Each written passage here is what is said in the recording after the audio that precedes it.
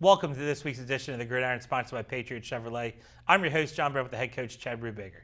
Springford traveled to Cumberland Valley and defeated them 63-17 in a game shortened by weather. Talk us through that process, how that works. You get the ADs involved, you get the referees involved. Man. So how does that go with the weather? And, you know, it's obviously we called the game before the end of it. How does that whole, I think, get us inside the room. How does that all transpire? Well, during the day, you know, obviously we were checking weather reports throughout the day. And you started early, too. Mr. Miscavige, well, I was going to get to that. Okay, my bad. Mr. Miscavige, our athletic director, was in contact with their athletic director, and we saw the weather on Saturday and Sunday. Mm-hmm. And, it was, at that time on Friday, it was pretty much thunderstorms throughout the weekend. And we certainly didn't want to play on Monday. And so a decision was made like, hey, let's just try to get it in tonight. Maybe, we catch, a window, yeah. A window and can play the game. So then on the way to the game, I got some texts talking about, hey, would you start early? And I said yes, because that window, we would hit that window a little earlier because it was a beautiful day. I mean, it was humid and hot, but it was a beautiful day. And we wanted to catch the beginning of that window, which then obviously really helped us.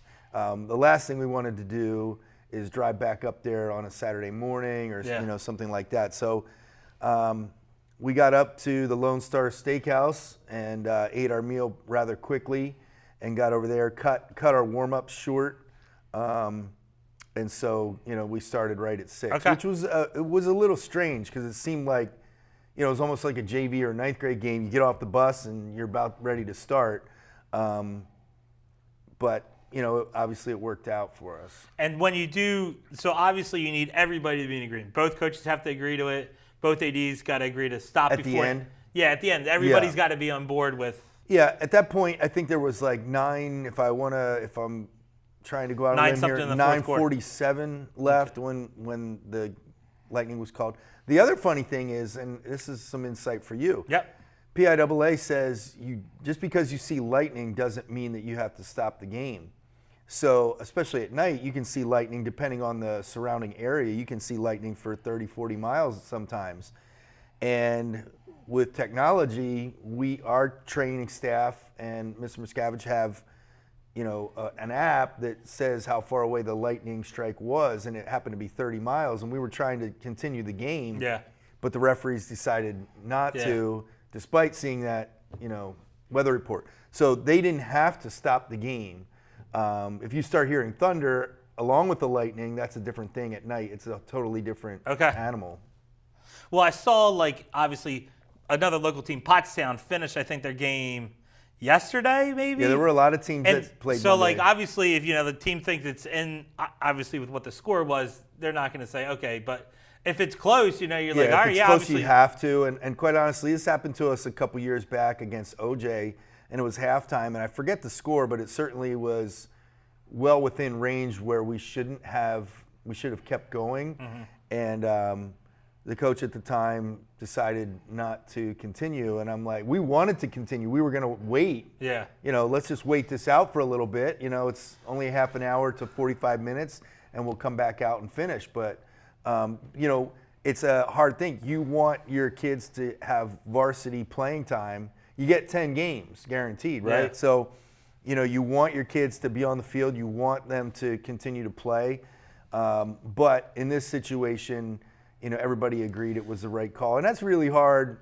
It's really hard from, all the different standpoints. But yeah, and then I guess I talked to a couple of kids. I'm like, what time did you get back? And they seemed pretty, but I guess how long were you prepared to stay, I guess, out there too? You know what I mean? Honestly, conversation earlier in the day, I said, if we might be setting history here if we're finishing game up at 2 a.m. Yeah, okay. Because again, if that game was postponed or not postponed, it was pushed back, I'd rather stay there than drive up the next. I'd rather finish at 1 a.m. than drive up the next day. That's got to be the issues with these long trips that are a part of this season. And this is the first time that it's happened, Yep. but obviously it could happen on any Friday night depending on the weather. All right, Coach. Well, you're setting yourself up for a pretty big one this upcoming week here, but we'll talk about them in a little bit here.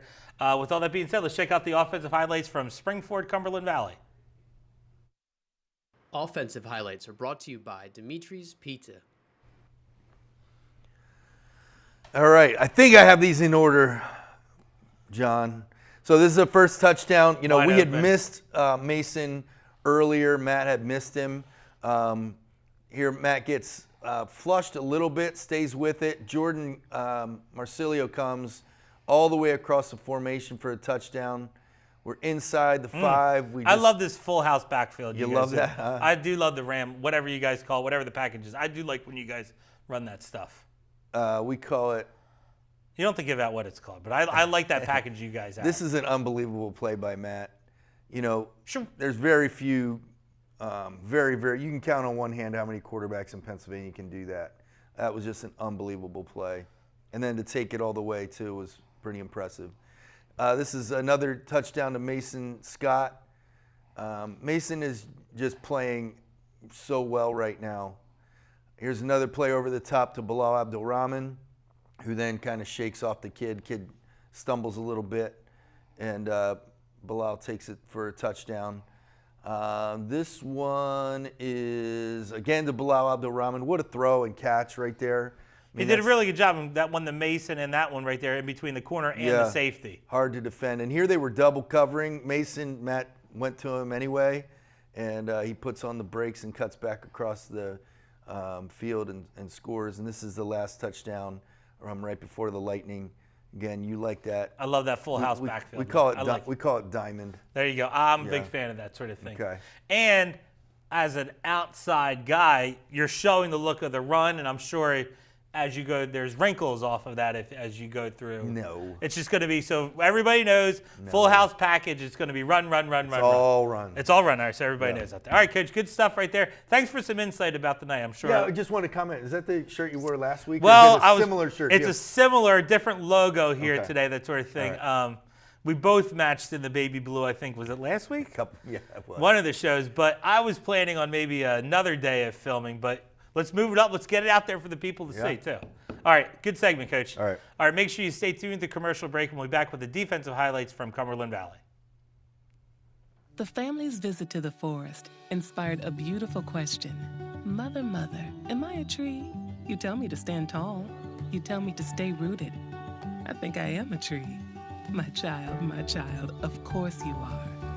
But what kind of tree will you be? The kind to hug or the kind to climb? Doesn't matter which you choose, so long as you choose to be a tree that's kind. Make the forest part of your story at a park near you. Find one at discovertheforest.org. I'm Jenny Garth, and as a mother of 3, I know kids worry about a lot of things. Getting enough food to eat shouldn't be one of them. But here in America, that is a real worry for 1 in 5 children. This is unacceptable, and something Feeding America is working to solve. Through a nationwide network of food banks, Feeding America serves virtually every community in the United States, including yours. See how you can help your community. Visit feedingamerica.org. Together, we can solve hunger. Together, we're Feeding America. Welcome back to the Gridiron, sponsored by Patriot Chevrolet. I'm your host, John Brennan, with head coach Chad Brubaker. All right, Coach, before we do defense, we usually talk announcements here. And I don't think we really need to talk about announcements. I think we're going to talk here about Mannheim in the last segment, but this has to be one of the premier games in the state of Pennsylvania this week. Springford, Mannheim Township, like it's got to be not just on our local community's radar and their local community radar. It's got to be on the state radar a little bit too. Yeah, I think there's 2 games that are basically top 15 to 20 matchups, or even top 10, and that is Nazareth, Parkland in the Lehigh Valley, and us and Township, obviously in Lancaster. So it's a huge game. I think they're ranked number 3 in Max Preps after beating Harrisburg last Saturday, who was previously number 3.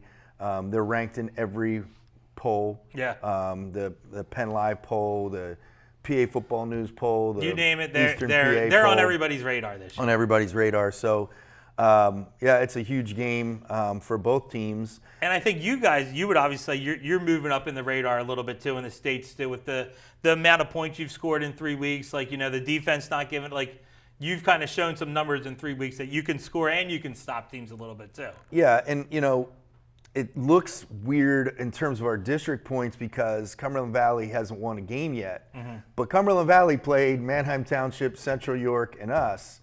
And, our rating system's a little screwed up because there's teams, like even in our league, that are 3-0 or 2-1 and, around the state that have played, this school, that school, and they're not very good. Yeah.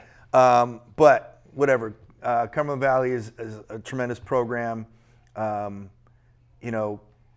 Township's a tremendous program, and we try to fill our schedule that way. And a big opportunity for our student section. Those making the trip here this week out there, they're going to get the 5 entries again. What's it into? We're going 10 this week. This week, wow, 10. It's a special announcement. Okay, so 10 entries. 10 entries into the allotment of prizes if you make the trip. That's right. Picture with the prop. Yep. Do the QR thing. Do all that. All right, because I'm going to guess we didn't have a ton of kids make the way out to Cumberland Valley. No, I kind of understood that with the weather especially. Yeah. Like you don't want to invest that time and gas money these days. Sure. Into something. Toll money too. Depending on how you went, but yeah, you could hit 283 and get stop there. Everybody's taking the turnpike. I hate the turnpike. I would go 283. That's quite honestly. that's a hot take right there in your part right there. Yeah, I'm telling you, I hate the turnpike. All right, let's talk the defense here a little bit. Before we do, can we go? Yeah, what else you got? Just another thing, and I just found this out earlier today that Matt Zollers, because of the game that he had, 311 passing yards, 6 touchdowns, another touchdown running, and 100 and some rushing yards, was nominated as Pennsylvania Athlete of the Week. And that's not just football, that's like all sports. Okay. So if you go to the Twitter machine or Facebook. I think it's the X machine. I think we have to say still X called machine. Twitter. Okay, we can still call it. You can vote for him. Now, again, it's a popularity contest, Sure. But whatever. And it'll be on Spring. I'm sure it's on Springford socials out there. It is. To get the voting going. So Springford Athletics tweeted it out, so okay. You can access it there or on our Facebook page. But another poll maybe for the internet thing. I asked this in class a little bit today. What do you think Elon ranks as things he's most concerned about? X, Twitter, cars, or going to space? It's a great question. What's his concern level? Maybe we'll get that poll out there. What do you think Elon? I think it would be, if I had to guess, I would say even. It's 33%. Yeah. I say X, space, cars. Cars are. I think X is just his platform to talk about cars, politics. RCTV, poll up. Let's get it going there. All right, let's talk defense here. Maybe I saw some things, once again, because we do run a similar style offense, and obviously our defense is able, prepared, and you guys have been happy with what the defense was able to do. It was a little bit back and forth. Like we'd score, they'd score at the beginning of the game. There was a little back and forth. And it was a little shaky, I didn't think, I just realized that again, so today we can't go out again because of the fugitive. Yep. Not Harrison which Ford. I feel, well, whatever. We won't comment on that. Sure, but we literally have not been in full pads in practice in September. Yeah, because of how hot it was. Because between the heat and now people on the run. They're on the loose. So, but our tackling wasn't great on Friday. We need to do a better job with that, and we had some breakdowns in coverage that have to be taken care of. But overall, I think we settled down as the game went on, and and ended up, overall playing well. And by the offense scoring, you're almost forcing their hand a little bit about how to play at the same stage too, a little bit too, which helps the cause too. Yeah. Look at me. I'm sharp today. I'm feeling good with my brain in football today. I'm gonna mark it down. A+. A++ for me today. All right, let's check out the defensive highlights from Springford, Cumberland Valley. Defensive highlights are brought to you by Floor and Decor. Okay, so, we talked about Cumberland Valley's offense last week. Here was a good job. Their running back is a load. He's not a tall guy, and he's 215 pounds. Instant pressure. Evan Straminsky right there gets a sack. Nice play here by Mike Bendowski, gets an interception. That was on the first drive, and we went down and scored after that. Again, flushing the quarterback out of the pocket. Should have had a sack, but we'll take the interception by Shane Lewis. All right, and that's Shane's first varsity interception, 2-year starter. And again, the running back was tough, but if we wanted to make him bounce, and we felt like if we make him bounce, he's less effective as opposed to going straight ahead. All right, Coach. Well, Cumberland Valley in the books. Now we're on to odds-on. I would say the odds-on favorite in the District 3 6A classification. Yeah, you would probably say that right now after beating Harrisburg. I think, I would say Central Dauphin is in another that running. Contender. Okay. Definitely. State College would be probably in that running as well. Or no, they're District 6, so forget it. I'm saying they're the early favorite. State College is District 6. I'm making my own poll. I'm saying they're early on. Okay, go ahead. All right, make sure you stay tuned through the commercial break, and we'll preview the game with Manheim Township.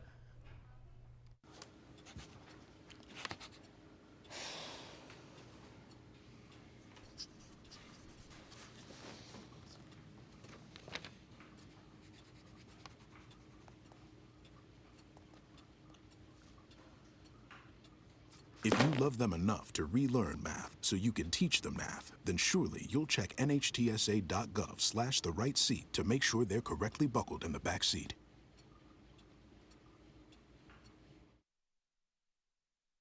There are 16 million children struggling with hunger in America. That's 1 in 5 daughters, sons, neighbors, and classmates who don't know where their next meal is coming from. Yet billions of pounds of good food go to waste every year. It's time we do something about it.